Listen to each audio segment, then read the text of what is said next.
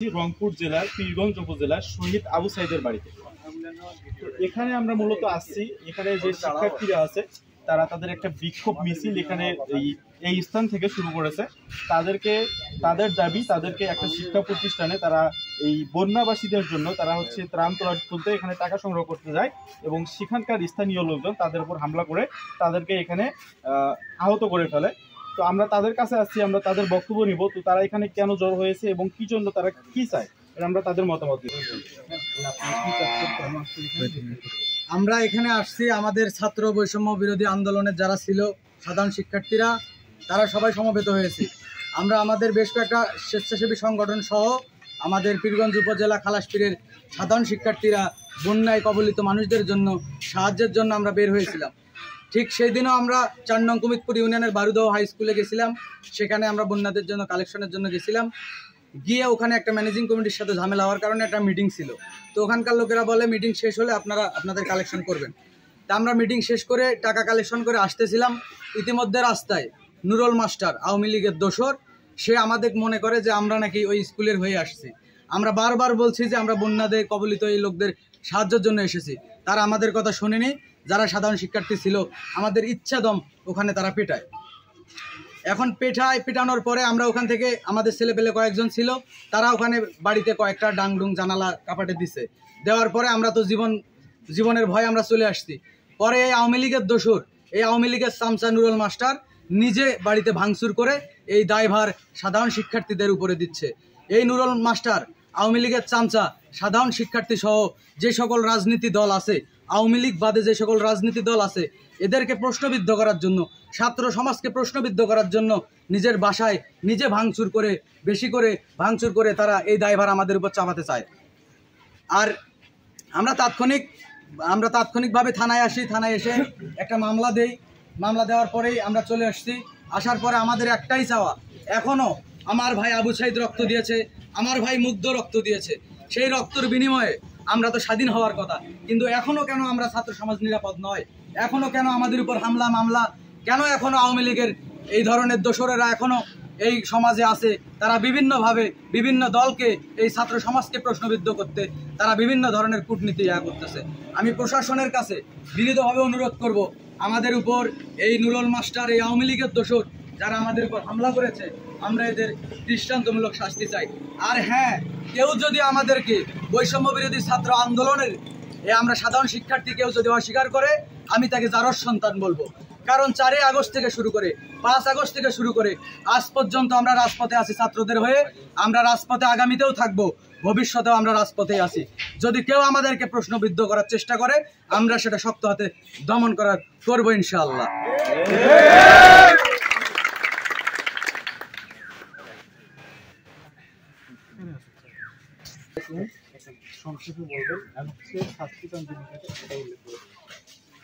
আসসালামু আলাইকুম।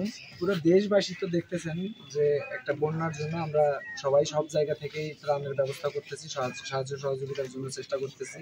কিন্তু হঠাৎ আমাদের যে আক্রমণটা করা হয়েছে, আমরা এখানে নিরাপদ কোথায়? আমরা দেশ স্বাধীন করলাম, স্টুডেন্টরা আমরা দেশ স্বাধীন করছি, কিন্তু এখানে আমরাই নিরাপদ না।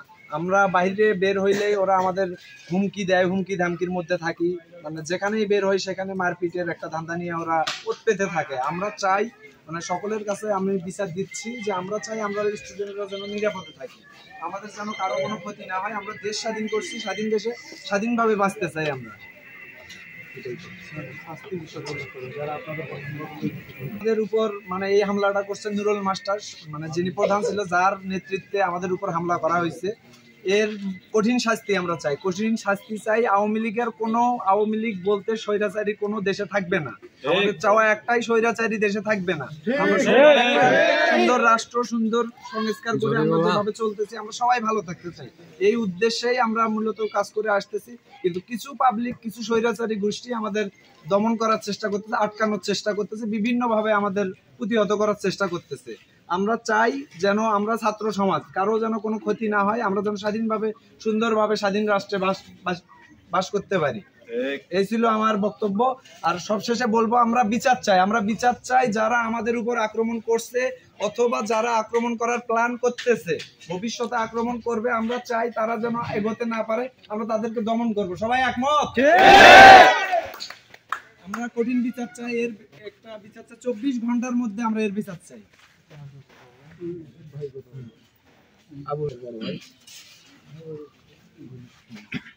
শুরু করতেছি মহান আল্লাহ তাআলার নামে। আপনারা সকলে অবগত আছেন যে বৈষম্য বিরোধী ছাত্র আন্দোলনের ছাত্ররা এই বাংলাদেশের যে স্বৈরাচারী যে শাসক গোষ্ঠী তাদেরকে প্রতিহত করে এই স্বাধীন বাংলাদেশ আমরা এখন বসবাস করতেছি। কিন্তু এখনো এই স্বাধীন বাংলাদেশে কেন ছাত্রদের ওপর এভাবে অতর্কিতভাবে পরিকল্পিতভাবে হামলা করা হবে, এটা আমরা কোনোভাবেই মেনে নিতে পারি না।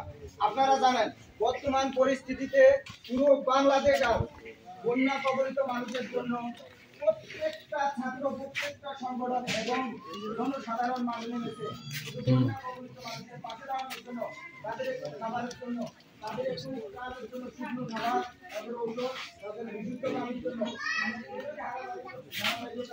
আমরা কিছু সমাজ সেবামূলক সংগঠন সহ আমরা যারা বৈষম্য বিরোধী ছাত্র আন্দোলনের সাথে যুক্ত ছিলাম, সাধারণ শিক্ষার্থীরা ছিলাম, আমরা বেশ কয়েকদিন থেকে আমরা দিন নাই রাত নাই প্রাণ সংগ্রহ করতে গিয়ে আমাদের কিছু গ্রুপ ছিল এবং এই যে মানিকগঞ্জের স্কুলটা ছিল, এখানকার কিছু আওয়ামী লীগের কিছু চামচা, কিছু দালাল, এরা কি করছে আমাদের সাধারণ শিক্ষার্থীর ওপর অতর্কিতভাবে পেছন থেকে মোটা মোটা লাঠি নিয়ে এসে তাদেরকে মারার জন্য এভাবে অতর্কিতভাবে হামলা করে। এটা আসলে আমরা মোটেই যে আমরা কেন এটা আমরা কোনোভাবে এটা মেনে নিতে পারি না যে একটা সাধারণ শিক্ষার্থীর গায়ে কোন সাহসে এই আওয়ামী লীগের দালাল কিভাবে আমাদেরকে এভাবে অতর্কিতভাবে হামলা করতে পারে। আমরা কেমন রাষ্ট্র চাই? আমরা এমন রাষ্ট্র চাই না যে রাষ্ট্রে থাকবে দিছে এবং যারা এখনো মাঠে আছে আবু সাইদের উত্তরসূরি হয়ে হাজারো আবু সাইদ হয়ে যারা দাঁড়িয়ে আছে, সেই যে নতুন যে আবু সাইদ যারা দাঁড়িয়ে গেছে তাদেরকে প্রতিহত করার জন্য যারা এই ভারতীয় দালাল, যারা আওয়ামী লীগের দালাল, যারা চামচা, এই সব চামচাদের সঠিক বিচার, দৃষ্টান্তমূলক শাস্তি আমরা আগামী 24 ঘন্টার মধ্যে চাই।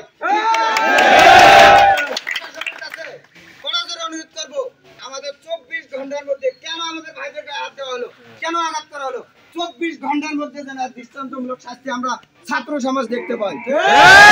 এই সাথে আরো একটা কথা বলতে চাই যে আমরা যারা দেশের কাজে নিয়োজিত আছি, যারা দেশের মানুষের পাশে দাঁড়াতে চাই, তাদের গায়ে যেন বিন্দু পরিমাণ কোনো আঘাত না আসে, এর জন্য আমরা কড়া নিরাপত্তার জন্য আমরা প্রশাসনের দৃষ্টি আকর্ষণ করছি।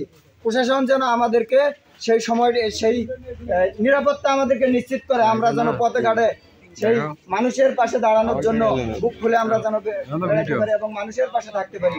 এটা যেন এই নিরাপত্তা আমাদের জন্য নিশ্চিত করে সরকার এবং প্রশাসন, এই দাবি আমার। ধন্যবাদ। আসসালামু আলাইকুম। 1971 সালে যুদ্ধ হয়েছিল আমাদের বাংলাদেশে, সেটা হচ্ছে পাকিস্তানের সাথে। সেই যুদ্ধটা হয়েছিল একটা বৈষম্যর কারণে। সেই বৈষম্যর কারণে দেশ স্বাধীন হয়েছিল, বৈষম্যের বিরুদ্ধে লড়াই করে নতুনভাবে আমরা বাংলাদেশ পেয়েছিলাম। কিন্তু পরবর্তীতে বিভিন্ন ধারাবাহিকতায় দেশ 50 বছর পার হয়ে গেছে, কিন্তু এখানে শাসক গোষ্ঠী নতুনভাবে বৈষম্য শুরু করে। আওয়ামী লীগ সরকার দীর্ঘ সময় রাষ্ট্রীয় ক্ষমতায় থেকে তারা বিভিন্নভাবে রাষ্ট্রীয় ক্ষমতা দখল করে দেশে একটা বৈষম্য তৈরি করে। এই বৈষম্যটা দূর হয় 2024 সালে এসে, কিন্তু এই বৈষম্যটা দূর করার জন্য এটা শুরু হয়েছিল কোটা আন্দোলনের মাধ্যমে। কোটা আন্দোলনের মাধ্যমে বৈষম্য, ছাত্ররা যে বৈষম্যের শিকার হয়েছিল, সেই বৈষম্য আন্দোলনের শুরু থেকে যে ছাত্রদের একটা কোটা আন্দোলনের সংস্কারের দাবি ছিল, সেখান থেকে বৈষম্য দূর করার একটা প্রক্রিয়া শুরু হয়েছিল। কিন্তু গত সরকার যারা ছিল, সাবেক সরকার, প্রধানমন্ত্রী শেখ হাসিনা যে সাবেক ছিল, ওনার নেতৃত্বে যে সরকার ছিল, তারা এমন পর্যায়ে চলে গেছিল, তারা ছাত্রদেরকেও কোনো মূল্যায়ন করেনি। তাদের যৌক্তিক দাবিকে প্রত্যাখ্যান করে স্বৈরাচারী পদ্ধতিতে দেশের ছাত্র সমাজকে কঠোরভাবে দমন করার চেষ্টা করে। এতে করে অনেক ছাত্র আত্মহুতি দিয়ে এই দেশকে নতুনভাবে স্বাধীন করে। কিন্তু এই স্বাধীন দেশে এখনো স্বৈরা শাসকের পেটাত্তা উৎপাতে রয়েছে জায়গায় জায়গায়। এই ছাত্র সমাজের নেতৃত্বে এই দেশ নতুনভাবে স্বাধীন হইল, সেই ছাত্রদের উপর তারা এখনো হামলা নির্যাতন করতেছে। এই ছাত্ররা একটা ক্রাইসিস চলে গেছে, ছাত্র আন্দোলনের মাধ্যমে দেশ স্বাধীন হয়েছে। নতুনভাবে দেশে আর একটা সমস্যা দেখা যাচ্ছে বন্যায় অনেক মানুষ সমস্যার মধ্যে পড়ে গেছে। তাদের সাহায্যের জন্য ছাত্র সমাজ বৈষম্য বিরোধী ছাত্র আন্দোলনের ব্যানারে তারা ত্রাণ সংগ্রহ করতেছে, কিন্তু এমত অবস্থায় আমার কাছে খবর আসছে আমার বন্ধু ছিল ওই যে রাকিব এবং সাগর, তাদের উপর হামলা হয়েছে। আমার কাছে খবর আছে তারা সকলে আসছে মানববন্ধনের মাধ্যমে সুষ্ঠু বিচারের দাবি জানাচ্ছে সবাই। আমিও একমত, এই যে মারধর করা হয়েছে ছাত্রদের, আমি এটা সুষ্ঠু তদন্তের মাধ্যমে বিচার চাই।